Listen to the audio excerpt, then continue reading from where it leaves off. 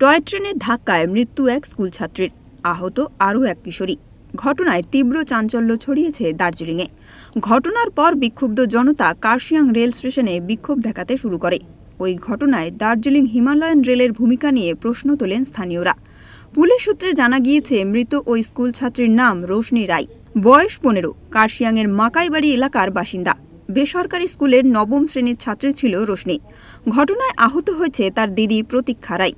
যদিও ঘটনায় রেল কর্তৃপক্ষের কোনো দোষ নেই বলেই জানিয়েছে DHR কর্তৃপক্ষ।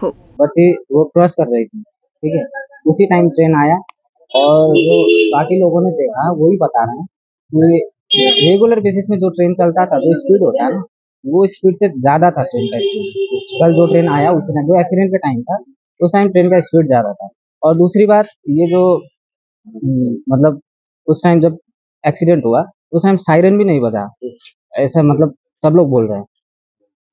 तो उसी चक्कर में बच्चे ने नहीं सुना होगा।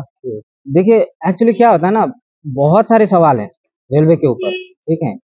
জানা গেছে, সোমবার সকালে দিদির সঙ্গে ওষুধ কিনতে বাড়ি থেকে বের হয় রোশনি। কার্শিয়াংয়ে বাজারের কাছে লাইন পারাপারের সময় টয় ট্রেনটি পিছন থেকে ধাক্কা মারে তাদের বলে অভিযোগ। এরপর তড়িঘড়ি দুজনকে জখম অবস্থায় উদ্ধার করে স্থানীয়রা ও ট্রাফিক পুলিশ।